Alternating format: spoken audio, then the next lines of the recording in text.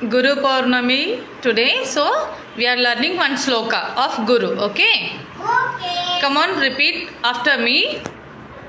Gurave Sarva Lokanam Bijashe Bhavaroginam Nidhame Sarva Vidyanam Dakshina Murtaye Namaha. So every day you have to read this sloka in the morning. Okay? Yeah.